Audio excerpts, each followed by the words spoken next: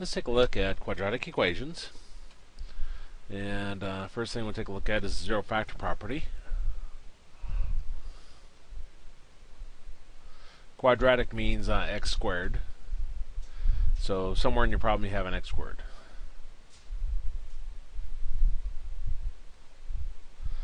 Now later on we'll see where you have x to a higher power, but x squared is your highest one here.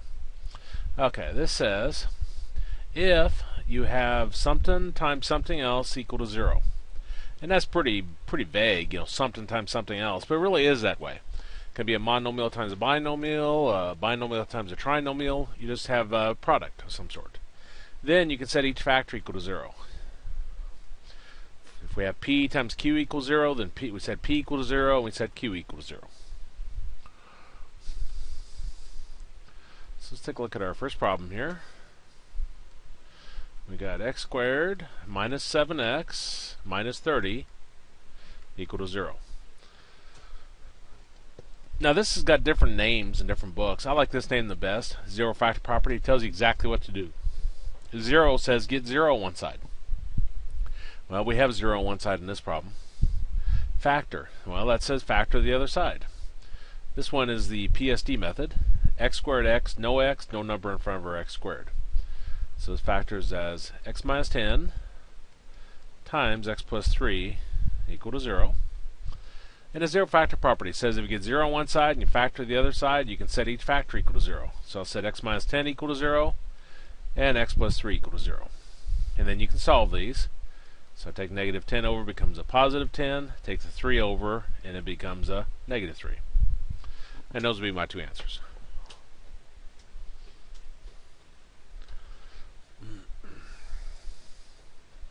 Take a look at this one. Got 9x squared minus 28x equals negative 3. Now, first thing, we have to get 0 on one side. So I'm going to take that negative 3 and move it over to the right side. So I'm going to have 9x squared minus 28x plus 3 equal to 0. Again, zero factor property says you have to have 0 on one side first, then factor the other side. Well, this is the key number. X squared, x, no x, and there's a number before x squared. So it's factors as, that right there. Okay, so 9x minus 1 times x minus 3. Now, zero factor property. Get 0 on one side, you factor the other side, then you set each factor equal to 0. So I'll set 9x minus 1 equal to 0, and x minus 3 equal to 0. Now, 9x minus 1, I take the negative 1 over to the right side, becomes a positive 1. Divide both sides by 9. I'm going to do that. These 9's cancel. And we got x is equal to 1/9. On this one, just take the negative 3 to the right side and it becomes a positive 3. Well, let's look at one more of those. We got 27x minus 5 equals 3x plus 1 squared. Now 3x plus 1 squared means 3x plus 1 times 3x plus 1, so it's already factored. But the problem with this is we don't have 0 on the left side. So first thing, as weird as it seems, we're going to have to get rid of parentheses, combine together like terms, get everything over one side, 0 on the other, and then go from there. Well, the 3x plus 1 squared, I have to rewrite as 3x plus 1 times 3x plus 1. You can't just square the 3x and the 1 because of the plus in there. If everything's multiplication and division inside of parentheses, then you can take everything inside of parentheses to a power. Otherwise, you have to write it out that way. Well, 3x times 3x is 9x squared. 3x times 1 is 3x. 1 times 3x is 3x, and 1 times 1 is 1. Combine together like terms at any step. 3x plus 3x is 6x. Plus 1. Okay. Now I need to get 0 on one side, and I'd like the number before the x squared to be positive. So I'm going to take the 27x minus 5 over to the right side. Now remember, when you take anything across equals, the sign changes. My 27x becomes a negative 27x. My negative 5 becomes a positive. Oops, try it again. Positive 5. They'll combine together like terms. 6x minus 27x is negative 21x. 1 plus 5 is 6. Our first method of factoring is GCF. They're all divisible by 3. So I factor a 3 out. And that gives me 3x squared minus 7x plus 2. Then my next factoring method is a key number. We have x squared x, no x, and there's a number for the x squared. So that factors as 3x, x, 2, 1, and negative, negative. Yeah, like that. Okay, so we got 0 on one side, we factored the other side. Zero factor property says set each factor equal to 0. So I said 3 equal to 0, 3x minus 1 equal to 0, and x minus 2 equal to 0. Now, we're solving for x. 3 equals 0, there's no x to solve for, so that one we can just drop. When you're working on the zero factor property, you never need to set numbers equal to 0. Well, 3x minus 1 equal to 0. Take the negative 1 to the right side, becomes a positive 1. Divide both sides by 3. And we get x is equal to 1/3. And x minus 2 equals 0. Take the negative 2 over and becomes a positive 2. And those will be our two answers. Now our next formula we're going to look at, property, is the square root property.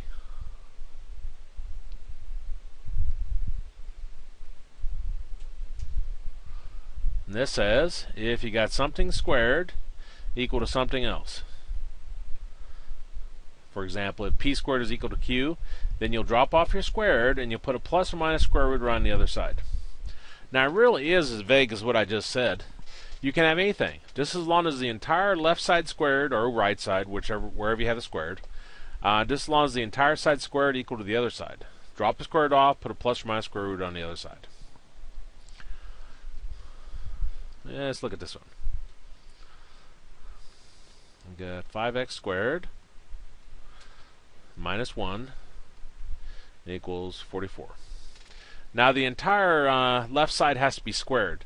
The 5 isn't squared and the negative 1's not squared. So I have to get the part that's squared by itself first. So I'll take negative 1 over to the right side. Take anything across or equals, the sign changes, so negative 1 becomes a positive 1. At any step, combine together like terms. Combine together numbers. 44 plus 1 gives us 45. Still don't got the part squared by itself, but now I can divide both sides by 5.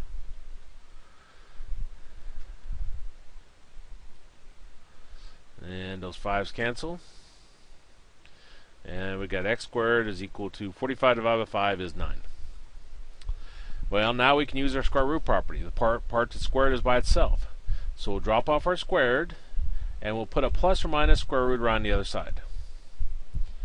Now 9 is 3 times 3. And remember, with a square root, we're looking for a pair of somethings. So here's a pair of 3's. They're going to come out in front as a single 3. So we got x is equal to plus or minus 3. And that's our answer.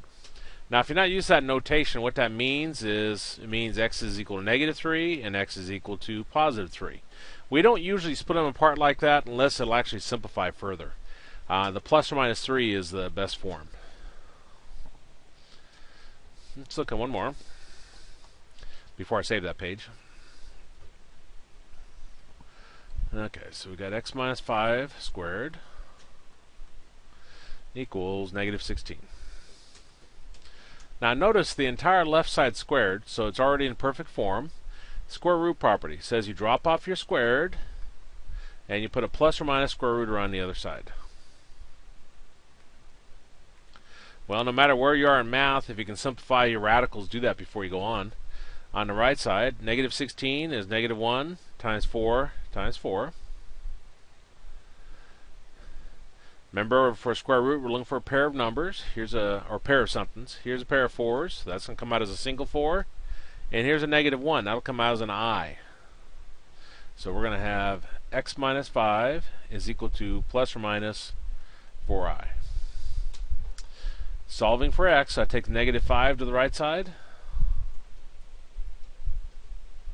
and we get x is equal to 5 plus or minus 4i. And that'd be our answer. Our answers, I should say, because there's two of them. Let me save this.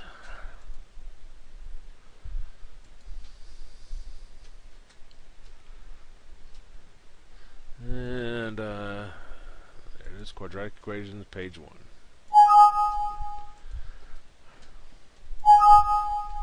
And let's take a look at our next problem. I had a little problem the first time I created this video, so I had to redo it, unfortunately. Okay, so we got 9x minus 2 squared equals 25. Okay, the entire left side squared, so it's in perfect form. Square root property says we drop off our squared, and we put a plus or minus square root around the other side. Well, whenever you can simplify radical, do it before you go on to any other step. 25 is 5 times 5. Square root, we're looking for a pair of something. So here's a pair of 5s, so they're going to come out as a single 5. So we got 9x minus 2 is equal to plus or minus 5. Now I'm going to take the negative 2 to the right side.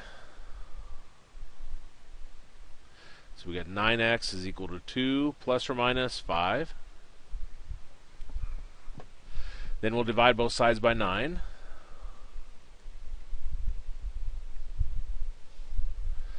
And those 9's cancel there. And we got x is equal to 2 plus or minus 5 over 9. Now notice how my radical disappeared completely. Since my radical disappeared, then it actually will benefit us to break these into two separate pieces. What the plus or minus means is we got x is equal to 2 plus 5 over 9, and x is equal to 2 minus 5 over 9. Well, 2 plus 5 is 7, so our first answer is 7/9. 2 minus 5 gives us negative 3 over 9, which gives us negative 1/3. So those would be our two answers.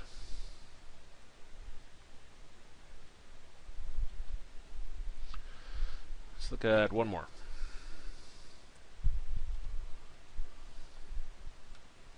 So we got 3x plus 5 squared is equal to 12. Okay, the entire left side squared, so it's in perfect form. We're going to drop the squared,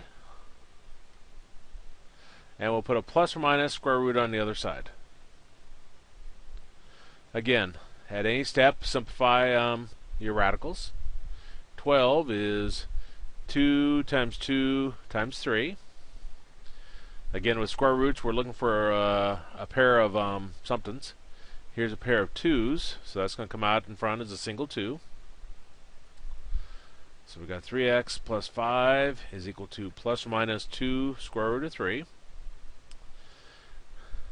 Now I'm going to take the 5 over to the right side.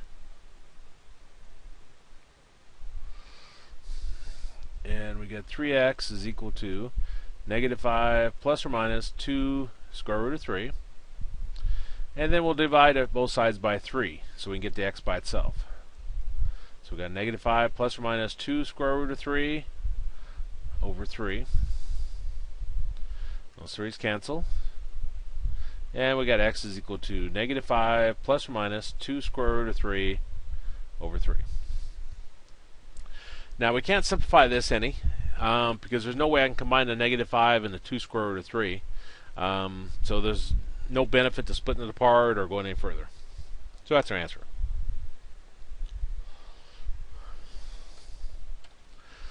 Let's look at our next problem. This is completing a square. So we got x squared minus 4x minus 7 equals 0.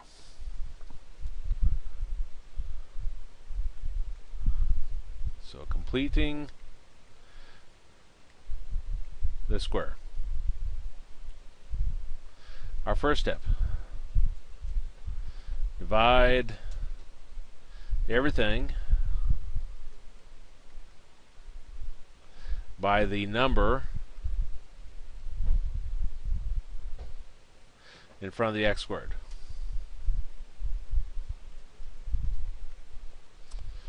Well, in this particular problem, there is no number in front of our x squared. It won't be to our third example where we'll see that, but we can't do that step. Step 2, take the number to the right side.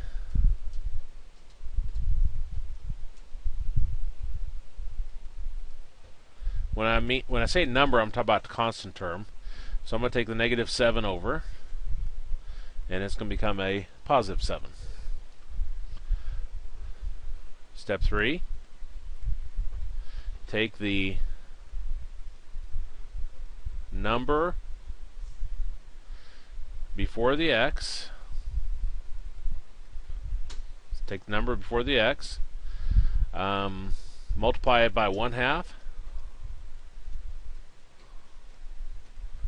square it, and then add to both sides.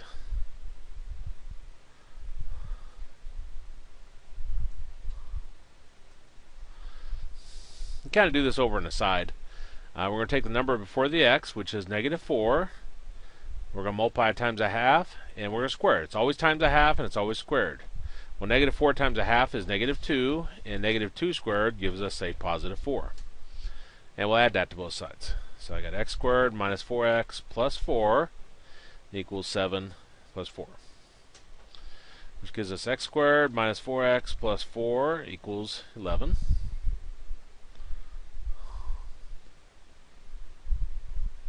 Step 4. Factor the left side. And this factors as x minus 2 squared equals 11. Now, I'm not some kind of factoring genius on this or anything, even though that's a pretty simple one. There's a trick to it. Whatever number is right here in the parentheses, right before you square it, sign included, is always what goes right here. Okay, step 5. Use the square root property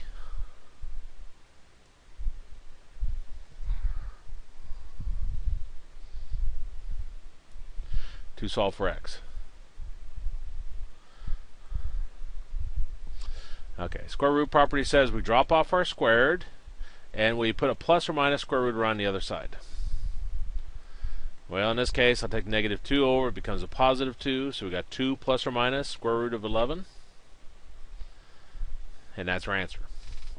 Now, that was the easiest type. The easiest type is when you got an even number before your x. We'll take a look at the medium difficulty and then the hardest type. But let me go ahead and save this page.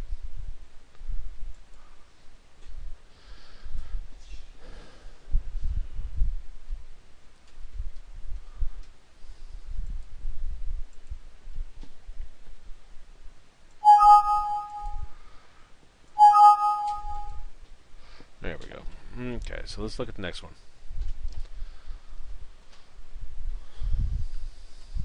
So we got x squared minus 7x minus 2 equal to 0. Step 1, we don't have to do. There is no number in front of our x squared. Step 2, take the number to the right side, the constant term. So we're going to take the negative 2 to the right side, and becomes a positive 2. And step 3, take the number that's before the x, which is negative 7, multiply it times 1/2 and square it. Well, negative 7 times 1/2 is negative 7/2, and negative 7/2 squared gives us 49 over 4. Then add that to both sides. So we got x squared minus 7x plus 49 over 4 equals 2 plus 49 over 4.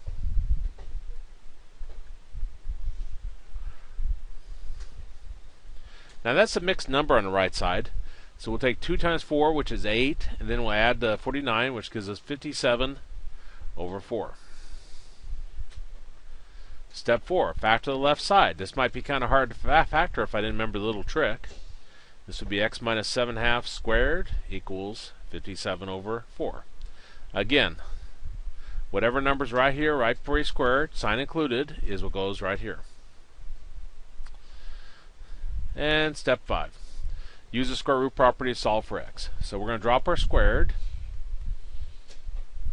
And we'll put a plus or minus square root around the other side.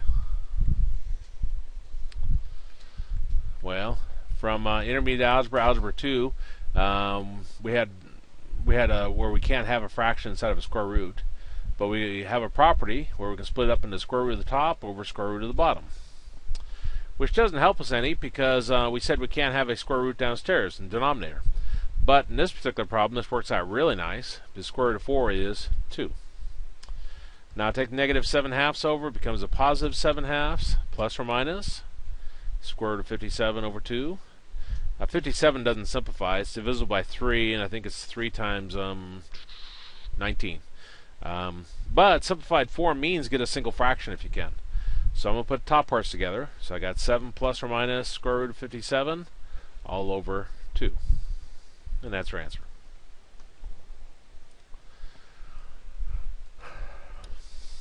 Let's look at our hardest type. The medium difficulty is where you have an odd number before your x.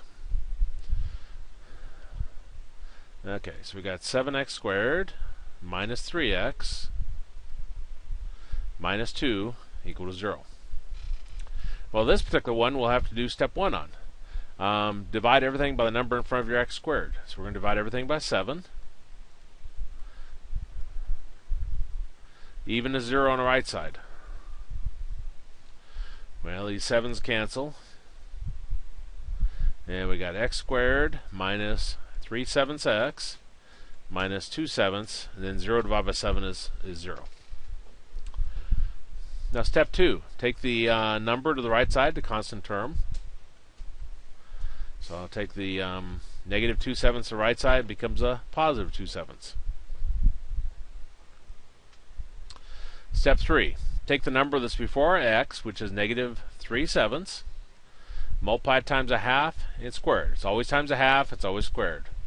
So that gives us negative 3/14 squared, which gives us 9 over 196, I think. 504, yeah, 196. And add that to both sides. So we got x squared minus 3/7 x plus 9 over 196 equals 2/7 plus 9 over 196.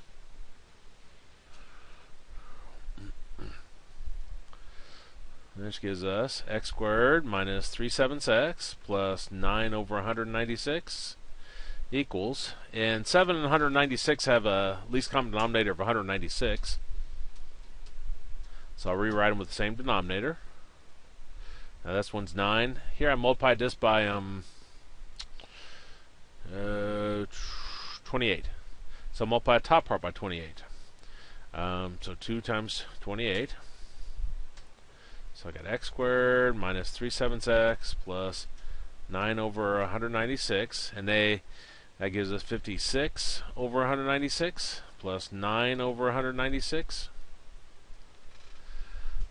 So we got x squared minus 3/7 x plus 9 over 196 equals, add together the top parts, and we got 65 over 196. Okay. Step 4. Factor the left side. Factors as x minus 3/14 squared equals 65 over 196. Again, trick to it is, whatever number's right here in the parentheses, right before you square it, is always sign included what goes right here. Very simple. Okay. Step 5. Use the square root property to solve for x. So we're going to drop our squared, and we'll put a plus or minus square root around the other side.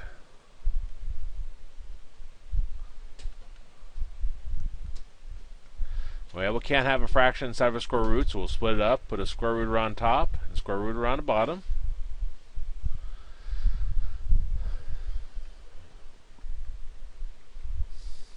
Now 65 is 5 times 13, so that doesn't break down. The bottom part is 14 times 14. Okay. Now we're going to take the negative 3/14 to the right side, and it becomes a positive 3/14. And remember, simplified form means get a single fraction if you can. So this becomes 3 plus or minus square root of 65 over 14. And that's our answer. And time for to save that page too.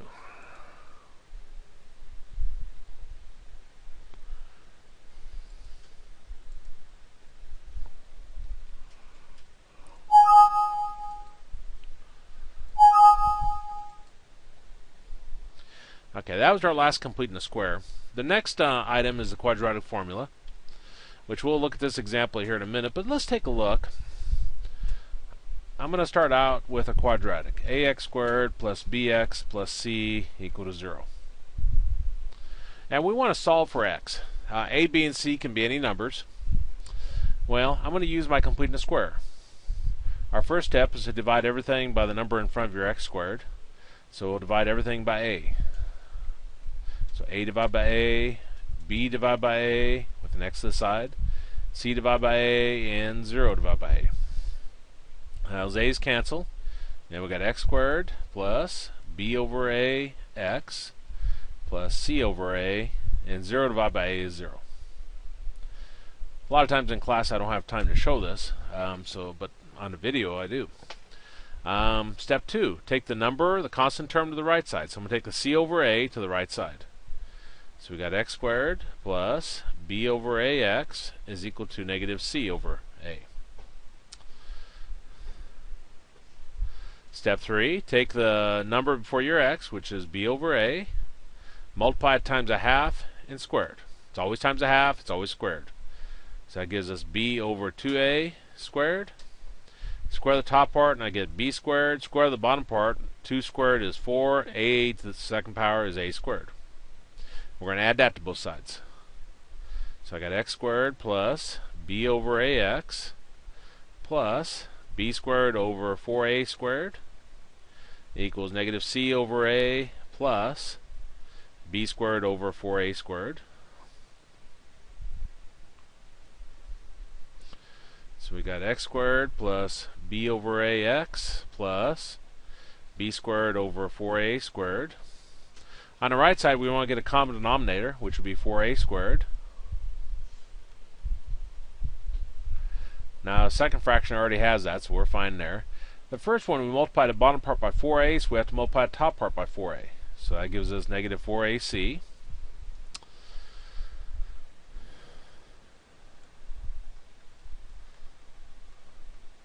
And, okay, I'm going to rewrite that so it's in a single fraction. So I got b squared minus 4ac all over 4a squared. Okay, step 4, factor the left side.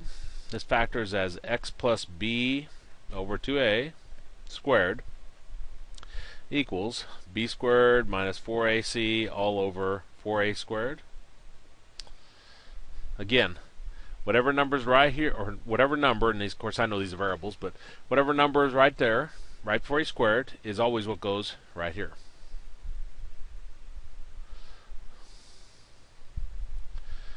Okay, step 5, use square root property, solve for x. So I'm going to drop off my squared. So I got x plus b over 2a is equal to plus or minus square root of the other side.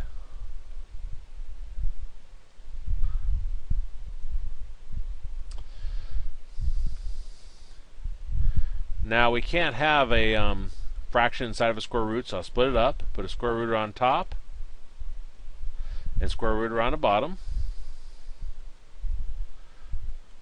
So we got x plus b over 2a is equal to plus or minus square root of b squared minus 4ac. And then down below, remember with the square root, we're looking for a pair of somethings. 2 times 2 gives you 4, and a times a gives you a squared. So bring out a 2a.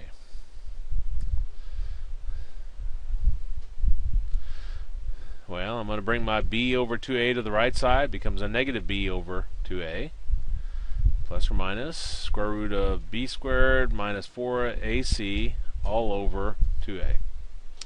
And simplified form means get a single fraction. So they both have a 2a. So I'll put the top parts together. So negative b plus or minus square root of b squared minus 4ac all over 2a. Now, it's not necessary for you to understand that to actually work the problems, but that's how they derive the formula, which we'll write up on the next page.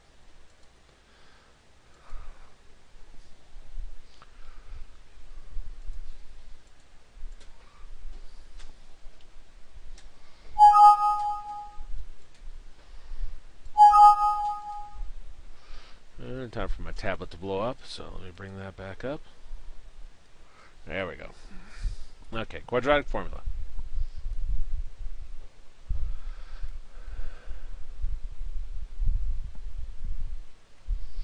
It says if you have it in this form, ax squared plus bx plus c equal to 0, then you can write your answer directly using this formula. X equals negative b plus or minus square root of b squared minus 4ac all over 2a. Now let's look at this problem. So we got x squared minus 7x plus 3 is equal to 0. And it says solve each equation using quadratic formula. Well, first thing, we have to have 0 on one side, which we do, so that's perfect. If you don't have 0 on one side, that's your first step, is to get 0 by itself, or 0 on one side. Then our a is whatever number is before x squared, which would be 1. B is the numbers before x, which is negative 7. And c is your constant term, your number at the end, which is 3. Now, if you're learning the quadratic formula for the first time, or even if you're not very good at signs, go through and put parentheses where all your variables are before you plug in your numbers. Now, everything else remains exactly as is, the negative, square root, the second power, 2, all that. We're just replacing the variables with parentheses. Now, where our b is, we'll put in negative 7. Where our a is, we'll put in 1. And where our c is, we'll put in 3. Now here our negative gives us positive, so we got positive 7, plus or minus. Negative 7 squared is 49, minus 4 times 1 is 4, times 3 is 12, and 2 times 1 is 2. Well, 49 minus 12 is 37, so we got 7 plus or minus square root of 37 over 2, and that's our answer. Okay, let's talk about some cases. I'm working a problem down. I end up with 5 plus or minus square root of 2 over 10. This is one that throws people. They think they can simplify the 5 and 10, and they can't. This is your simplified form. We're going to talk about the next one, how can you simplify it. So I'm working a problem down. I end up with 2 plus or minus 4 square root of 3 over 8. This should be called a 3-number rule. If you can divide this number, and this number by the same number, do so. They're all divisible by 2. So that becomes 1 plus or minus 2 square root of 3 over 4. And that'd be my answer. The reason why we couldn't simplify this one is because of the 3-number rule. There's no number here in front of the square root, so there's an invisible 1. So there's nothing that all 3 are divisible by. That's the only time you can do that division you see there. Okay, I'm working another problem down. I end up with 3 plus or minus I square root of 2 over 5. If you have an I come out of your square root, and what causes that is a negative number inside your square root, then you want to split it apart. The real part separate from the imaginary. So put the 3 over 5 plus or minus square root of 2 over 5 with an I to the side.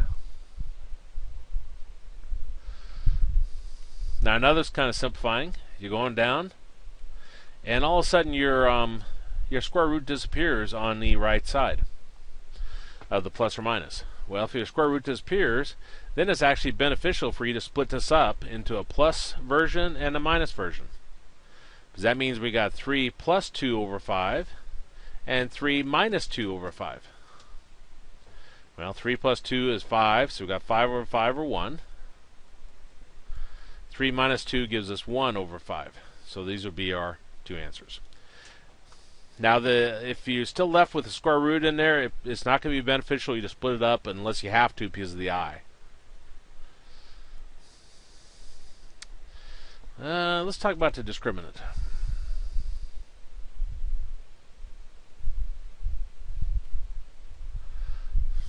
Now, the discriminant, Given the form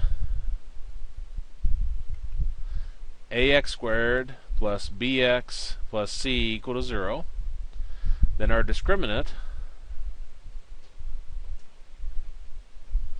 is equal to b squared minus 4ac. Now we got three cases. One, the discriminant is positive. If it's positive, that means we have two real answers, and they're distinct or unique.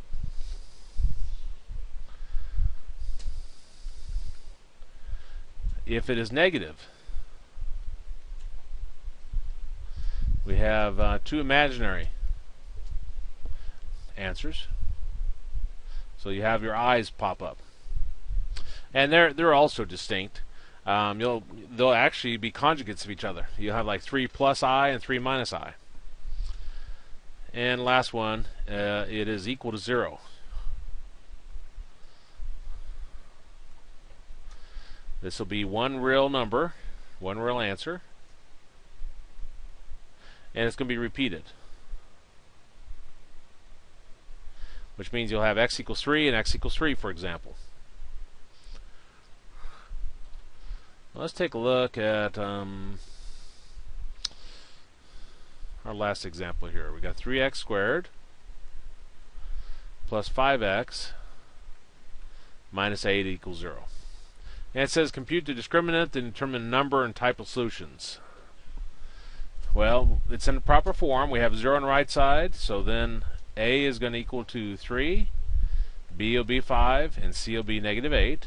A is the number that's before your x squared, b is the numbers before your x, and c is your constant term, the number at the end. B squared minus 4ac. So we got 5 squared minus 4 times a, which is 3, times c, which is negative 8, which gives us 25. Negative times a negative is a positive. 4 times 3 is 12, times 8 is 96, I believe. Yeah. Add those, and we got 121. So that's our discriminant. It's positive, so we'll have two real answers, and they're going to be distinct or unique. Now, that right there has a much more meaning if you're actually programming the quadratic formula in, like if you're going into computer science. But otherwise, at a college algebra level, it doesn't. There's not a whole lot of benefit for the discriminant. Anyway, let me save that, and then we're done with that.